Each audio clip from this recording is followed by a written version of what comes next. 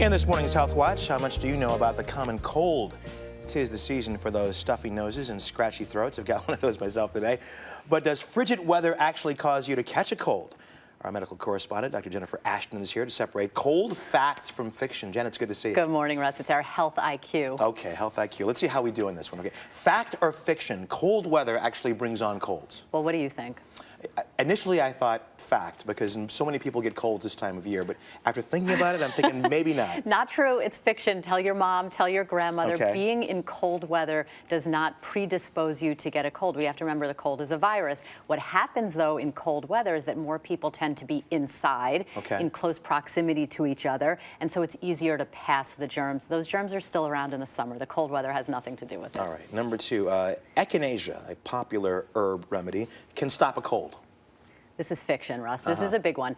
This is a very popular herbal remedy. It's actually been studied in a scientific manner and found to be no more effective than dummy pills in stopping a cold or reducing its severity. At most, there are some studies that show it can shorten the duration of symptoms by about 7 or 8 hours.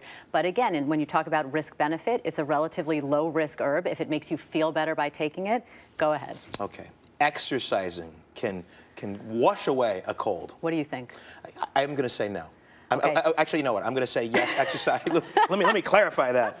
Exercise can build up your resistance to colds, but actually having a cold and doing exercise is not a good idea. Well, actually, it's true for both. So this is actually a fact. And you know, I'm a big proponent and advocate of exercise. Studies have shown that people who exercise just moderately, taking a brisk walk 5 times a week, are 46% more likely to suffer a common cold than those who don't exercise. And the thinking is that exercise, even mild or moderate exercise, can really stimulate your immune system, make you less susceptible to colds. And if you actually have a cold, go ahead and exercise because it can shorten the duration of symptoms and actually make you feel better. Really? So if you're not feeling well, exercise, it's good for you? Yep. As long as you don't have a high fever, go ahead and work out. Okay. Antibiotics can treat a cold. Fact or fiction? Oh, this is big fiction, Russ. And this is something I go through almost every day in my office with my patients. People get sick. They feel awful. They might be coughing or sneezing up some green stuff.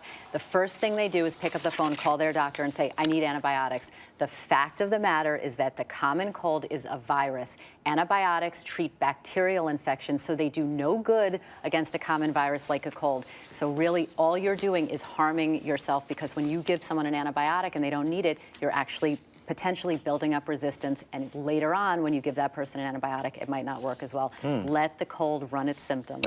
Okay, and something that everybody's mom tells them. Chicken soup can stop cold symptoms. Fact or fiction? This one is a fact. This is where mom and grandma's right. Actually, chicken soup, hot liquids in general, can actually help you feel better. And there may be a substance in chicken soup that actually kind of fights the inflammation that comes along with a common cold. So drink your liquids, drink your chicken soup, and feel better. Moms all over America. And don't go to work sick. Don't go to work sick. That's the worst. Now you tell me. Yeah. Thanks a lot. Dr. Jennifer Ashton. See you next time. You bet, Russ.